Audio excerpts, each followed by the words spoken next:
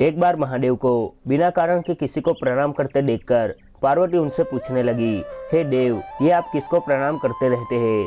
शिवजी ने पार्वती से कहा, हे देवी, जो व्यक्ति एक बार राम कहता है उसे मैं 3 बार प्रणाम करता हूँ। उस पर पार्वती शिवजी से पूछने लगी, किंतु आप स्मशान में क्यों जाते हैं और चीता के उस भस्म को इस तरह शरीर पर क्यों लगाते हैं? उत्तर देने की जगह शिवजी उसी समय पार्वती को स्मशान ले गए।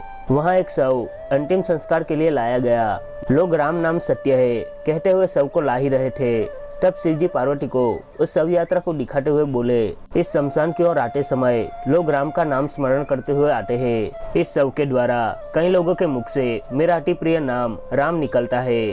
उसी को सुनने मैं स्मशान चला आता हूँ और इतने लोगों के मुख से राम नाम का जप करवाने में इस शव का मैं सम्मान करता हूँ, इसे प्रणाम करता हूँ और इसीलिए अग्नि में जलने के बाद उसके भस्म को अपने शरीर पर लगा देता हूँ। एक और प्रचलित कथा के अनुसार एक बार देवी उमा भगवान शिव से पूछने लगी, हे भगवान, स्वर्गलोक में तो अनेकों सुख सुविधाओं से संपन्न निवास स्थान है, फिर उन सबको छोड़कर आप इस स्मशान भूमि में कैसे रहते हैं?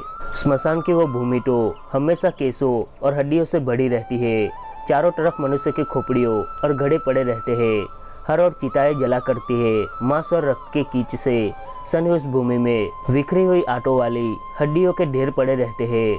फिर भला ऐसे अपवित्र स्थान में आप क्यों रहते हैं? उस पर शिवजी उत्तर देते हुए बोले, देवी, मैं तो पवित्र स्थान की खोज में दिन रात इस पृथ्वी पर विचरण करता रहता हूँ, परंतु इस पूरे धरती लोक पर मुझे स्मशान से बढ़कर दूसरा कोई पवित्र स्थान नहीं मिला।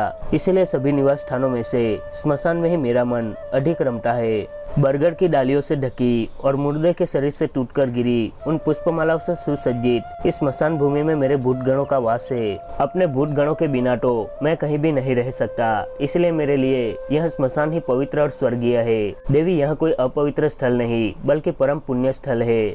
पवित्र वस्तु की कामना रखने वाले उपासक इसकी उपासना करते हैं। यहाँ मनुष्य का अधिक आगमन भी नहीं होता, इसलिए इस पृथ्वी पर स्मशान भूमि से अधिक पवित्र स्थान दूसरा कोई नहीं हो सकता।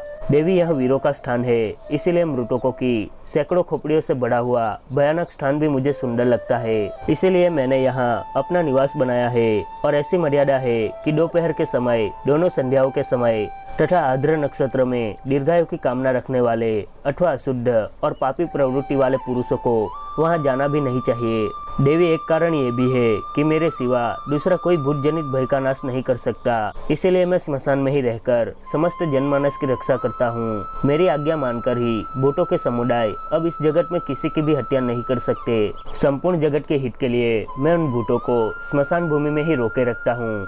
देवी, अब मैंने स्मशान भूमि में रहने के पीछे का संपूर्ण रहस्य तो तुमको बता दिया। अब यदि और प्रश्न भी तुम्हारे मन में है तो मुझसे निसंकोच पूछो। फिर देवी उमा पूछने लगी, हे भगवान, आपका ये रूप पिघल विकृत और भयानक सा प्रतीत होता है। आपका पूरा शरीर भभूति से लटपट है, सिर पर जटाओं का भार लगा हुआ है। उस पर आपकी ये विकराल आंखें एक सा शूल, रौद्र, भयानक और घोर रूप प्रकट करती है, जिससे किसी का भी भयभीत होना सामान्य है। कृपा कर आप मुझे इस रूप के इतने विचित्र होने का कारण बताए। शिवजी बोले, प्रिय, इसका भी यथार्थ कारण है। इस संसार के सारे पदार्थ 2 भागों में विभक्त है, शीत और उष्ण। अग्नि और सोम रूप के प्रतीक उन शीत और उष्ण तत्वों से ही यह संपूर्ण जगत गुथा हुआ है, जिनमें से सौम्य गुण की स्थिति भगवान विष्णु में है और मुझ में इसके बिल्कुल विपरीत आग्नेय तेजस गुण प्रतिष्ठ है। इस प्रकार ये विष्णु और शिव रूप सदा समस्त लोगों की रक्षा में लगे रहते हैं। और देवी, ये जो विकराल नेत्र से युक्त, शूल से सुशोभित, भयानक आकृति वाला मेरा रूप है, यही आग्रह है जो संपूर्ण जगत के हित में तत्पर रहता है। यदि मैं इस रूप का त्याग दूं और इसके विपरीत हो जाऊं तो समय संपूर्ण लोगों की दशा विपरीत हो जाएगी। देवी, इसीलिए लोकहित की इच्छा से ही मैंने यह रूप धारण किया है और अब अपने इस रूप का सारा रहस्य तुम्हें बता दिया। इस तरह इस कथा के जरिए हमने रहस्य जाना कि भगवान रुद्र और भगवान विष्णु दोनों एक ही परम तत्व का हिस्सा है, जिनमें से एक सौम्य गुण को सजाए हुए है तो दूसरा तेजस गुण को, परंतु यह दोनों ही सर्वदा एक ही है। दोस्तों, आज के लिए बस इतना ही। वीडियो कैसा लगा हमें कमेंट करके जरूर बताएं तथा वीडियो को लाइक, शेयर और चैनल हिस्ट्री हिंदी को सब्सक्राइब करना ना भूले। वीडियो को अंत तक देखने के लिए आपका बहुत बहुत धन्यवाद।